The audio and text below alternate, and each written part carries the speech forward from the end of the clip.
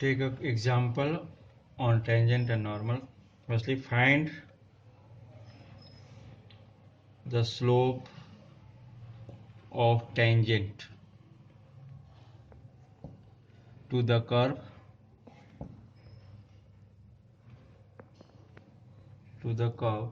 y equals to x cube minus x at x equals to 2 means इसका slope find करना. ये curve दिया उसने. तो फर्स्टली क्या वर्क करते हैं अपन, slope of tangent equal to क्या होता है, dy by D X at given point x1 x0 y0. So in this case here y equals to x cube minus x, so dy by dx equals to 3x square minus 1.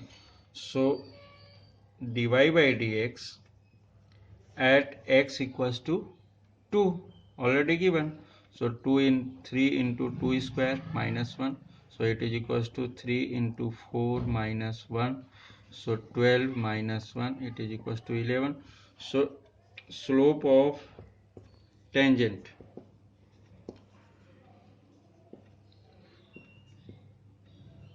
equals to at x0 at x equals to 2 क्या हो जाएगा, dy by D X at X equals to 2 equals to 11.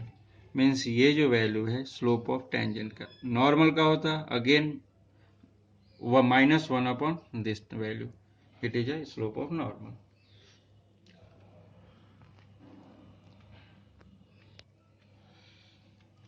The next question, find the slope of normal x equals to a cos cube theta and y equals to a sin cube theta at pi by 4. ये value.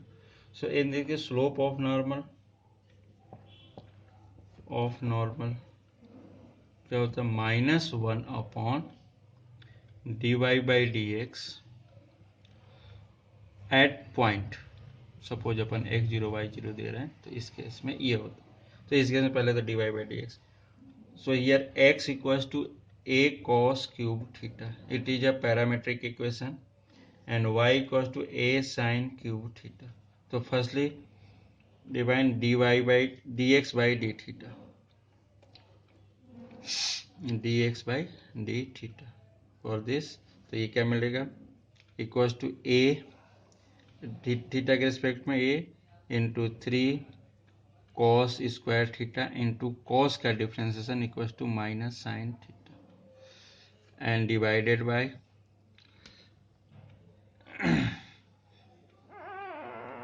and second one dy by d theta. और this ये क्या हो जाएगा, a into 3 sine square theta into sine का differentiation cos theta. So dy by dx equals to dy by d theta whole divided by dx by d theta.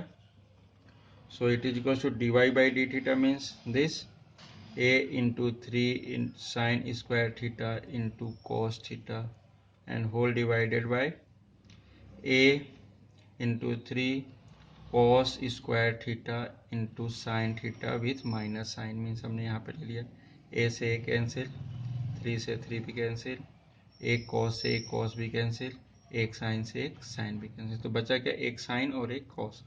So dy by dx equals to sin upon cos, it means tan theta.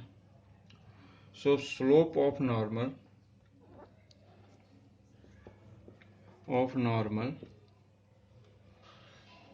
at x equals to at theta equals to pi by 4. So dy by dx at theta equals to pi by 4 equals to tan pi by 4 means 45, it is equals to 1. So slope of a normal is this. So here dy by dx at pi by 4 equals to minus 1. So slope, last line, slope of normal क्या होता है, minus 1 upon dy by dx at point x0 y0. So it is equals to minus 1 upon minus 1. So it is equals to 1. So 1 जो होगा इसका slope of. Find the point on the curve y equals to 2x square minus 6x minus 4 at which the tangent in parallel to the x-axis. Means इस case में क्या हो रहा, अगर थोड़ा सा ध्यान से, ये है अपना कर्व और टेंजेंट कुछ ऐसा मिल रहा अपने को parallel to X axis, parallel to X axis. इस केस में हमें ये पॉइंट बतानी है, इसके ऊपर की बात कर रहे हैं कि इसमें पॉइंट क्या होगा, इस पॉइंट इसमें क्या पॉइंट हो सकता है. तो इस केस में अगर अपन देख रहे हैं तो सबसे पहले तो ये से देखें कि जो यहाँ कर्व दिया, तो इस केस में क्या स्लोप क्या होगा, इस दोनों का अगर देख रहे हैं तो पैरेलल है, तो पैरेलल का स्लोप क्या होता है, पैरेलल का अगर बात करें two lines are parallel to each other, तो इस केस में dy बाई डी एक्स की वैल्यू क्या होगी, dy by D X equal to 0, क्योंकि dy बाई डी एक्स क्या होता है, अगर ये ध्यान से देखोगे तो ये केस बनता है, इसमें कुछ एंगल मिलना चाहिए, तो यहाँ पे तो कुछ है नहीं है, पैरेलल है. तो इस केस में क्या होगा, एंगल क्या हो जाएगा, अगर एंगल के रूप में देख रहे हैं तो 0 के रूप में, तो dy बाई डी एक्स क्या हो जाएगा, एंगल से मतलब tan थीटा, tan थीटा मतलब dy बाई डी एक्स, और dy by D x mean 0. इसमें तो कोई एंगल तो बन नहीं रहा है इसके साथ, तो इस केस में क्या हो जाएगा, पैरेलल अगर होगा तो उस केस में क्या होगा, dy by D x 0 means tangent parallel to x axis. So in this case dy by dx equals to 0.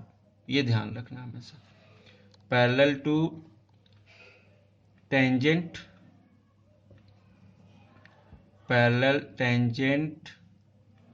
parallel to x axis. So in this case dy by dx equals to क्या होता है, 0. अब यहाँ पर देखते हैं तो y equals to 2x square minus 6x minus 4. So in this case dy by dx equals to 4x minus 6. ये आ गया. सपोज हमने यहाँ पर ये पॉइंट x1 y1 यूज कर लिया, तो इस केस में क्या हो जाएगा, slope at x1 y1. So it is equal to क्या हो जाएगा, ये 4x1 minus 6. So in this case tangent parallel to x axis, it means क्या होगा, dy by D X equals to 0 at this point. So 4x1 minus 6 equals to 0. तो 4x1 equals to 6. So x1 equals to क्या हो जाएगा, 6 by 4. So it is equals to 3 by 2. So second coordinate means y equals to क्या दिया यहाँ पर, 2x square minus 6x minus 4. So x1 क्या होगा, ये टेंजेंट अगर ये बात कर रहे हैं कि ये जो पॉइंट यहाँ पर है और ये क्या है, इस कर्व पे है, कर्व को लाई कर रहा, तो कर्व को लाई कर रहा, तो ये पॉइंट क्या होगा, कर्व को सेटिस्फाई करेगा. तो इस केस में क्या हो जाएगा, y1 इक्वल्स टू, अगर 1 यूज कर रहे हैं तो x1 y1 भी अगर ले रहे हैं, x1 y1 lie on the curve. So ये क्या हो जाएगा, y1 equals to 2x1 square minus 6x1 minus 4. सब ये वाला x1 अपन पुट कर सकते, तो y1 equals to 2 into 3 by 2 whole square minus 6 into 3 by 2 minus 4. So this one equals to क्या हो रहा है, y1 की value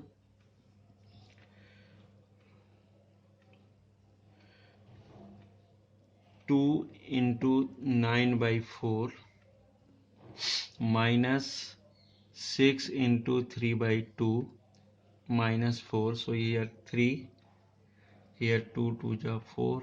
So 9 by 2 minus 3 3 ja 9 minus 4. So 9 by 2 minus 13.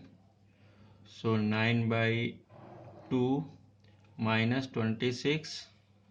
So 9 minus 26 means 17 by 2. It is a y1. So point on the curve, point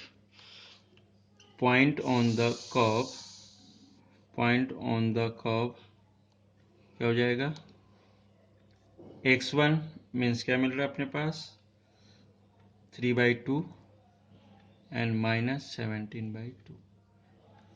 इस type के जब questions होंगे point parallel वाले, तो इस टाइप के इस पॉइंट को पहले हमें इक्वेशन को सेटिस्फाई करके फिर सॉल्व करना पड़ता है।